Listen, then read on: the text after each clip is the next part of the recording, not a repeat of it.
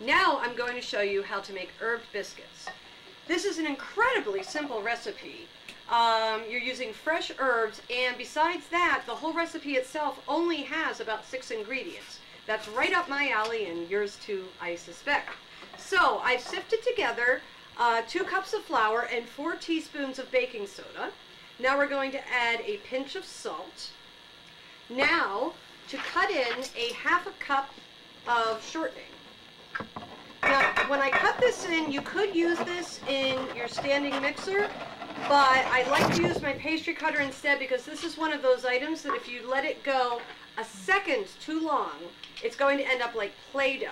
And what we ultimately want to happen here is a fine crumbly texture. So this is a pastry cutter, so we are going to cut this in.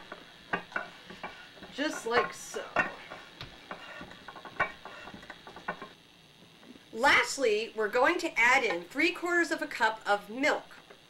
Okay, our last ingredient, since we are, after all, calling this herb biscuits, we're going to cut up about, a little bit about a tablespoon of fresh chives. We got these right from the garden, by the way, literally. Okay, there's our chive. After all, like I said, this is going into a biscuit, so you want everything as finely chopped as possible. Okay, one more run through with our trusty knife. These are really terrific biscuits. The original recipe I found it under, they were called tea biscuits. So if you really wanted to do something for like an afternoon tea or even a breakfast, a brunch perhaps, you could add honey. I mean, I would forego the biscuits for breakfast, but you could add honey to this. But the tea biscuits are wonderful if you do want to serve like as an accompaniment to any dinner, or how about some soup, or I mean they're a nice little snack too. You could even actually, if you wanted to get really fancy, is make little tiny sandwiches. You'll see what I mean when you're done. You could split them open and maybe add a little smoked salmon or you know, a nice fish. So now what we're doing, we are using a fork. Now we want to be very gentle with the flour because as Shea Bruce was telling us, you don't want to get the glutens in the flour up into an uproar. So we are rolling this around. We're almost done. You can see the herbs are very, very nice. So. Now, as you can see, this lovely soft dough has formed. So next, we're going to lightly flour our board a little bit. I'm using a marble pastry board, which once I've started using this, I don't want to use anything else. So we're going to put him right on here. Make sure you keep it moving around as much as possible because you don't want it to stick. Now we're going to roll this out. Let's flour up our trusty rolling pin. This was my grandmother's rolling pin, by the way. We're going to roll this out to approximately a ½ inch thick. And we're going to cut. You could pretty much use any sort of cutter that you want. I'm actually just going to use a glass.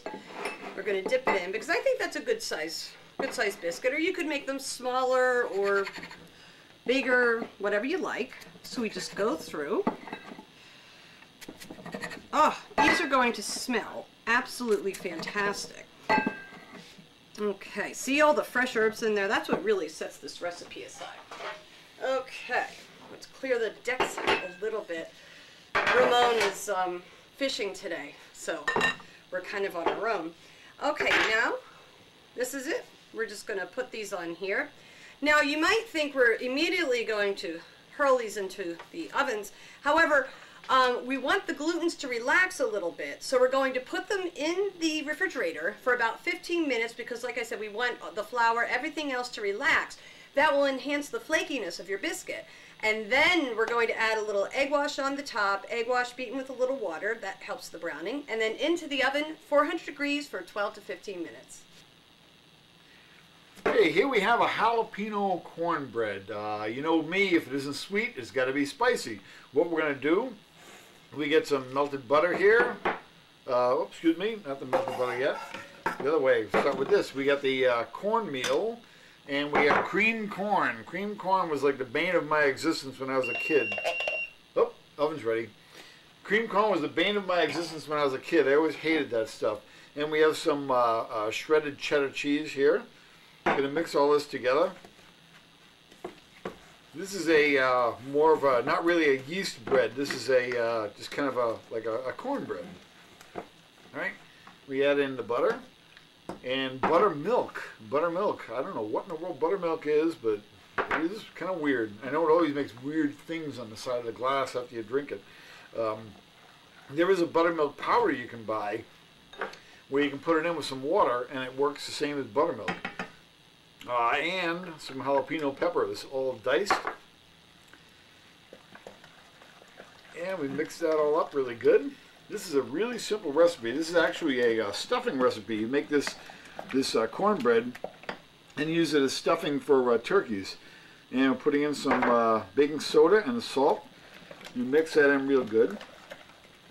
And now this goes into a, well, the traditional way to cook cornbread is in a skillet. But I have a cornbread pan. My daughter works at a second-hand shop, and I go in there a lot, and every time I go there I end up spending money. And this is one of the things I got there for like $1. Go to second-hand shops. They're wonderful. You get all kinds of really cool stuff there. But our cornbread is ready to go.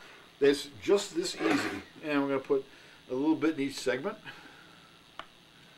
Cornbread is really good, especially for Super Bowl parties. I know some people who have like a whole religion based on cornbread. I'm not sure what that's all about, but it was pretty weird and I wasn't there, so I really can't tell. So we're going to equalize it, then bang the pan to straighten it all down. Now this will rise a bit. Yeah, there we go.